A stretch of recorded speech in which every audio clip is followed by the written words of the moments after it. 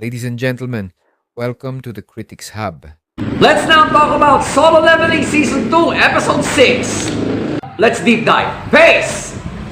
Well, based on what I just said, 15 to 20 minutes of Carnage, yeah, the pacing was really tense and fast. But do I have complaints?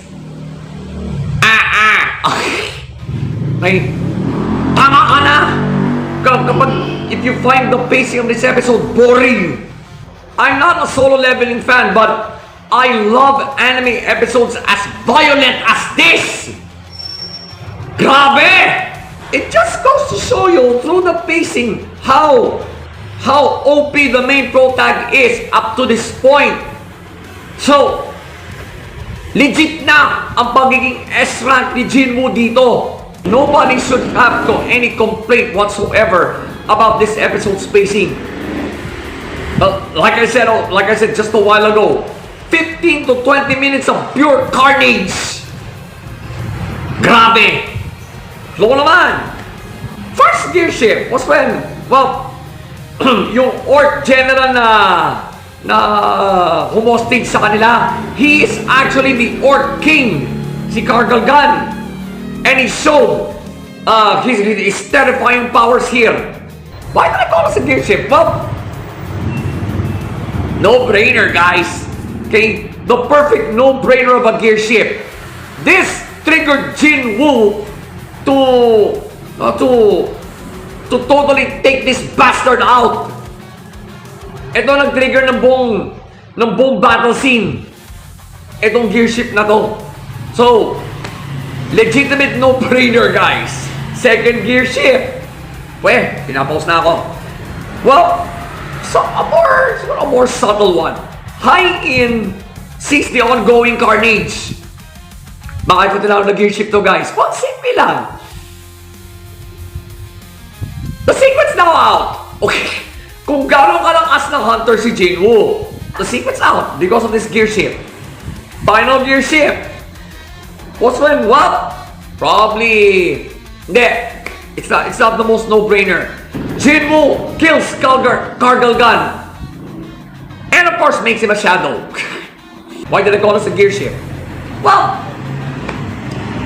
because of... Well, alam natin na kung kailan lumalakas lalo si Jinwoo. If he defeats dungeon bosses like this.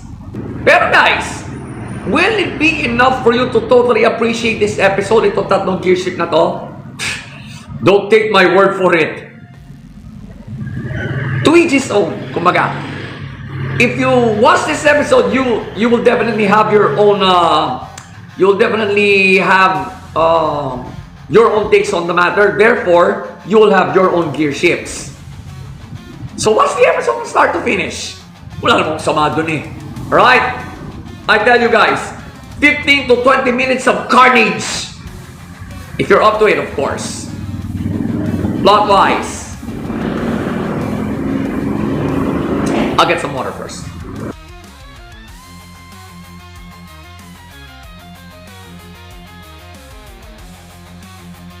Yung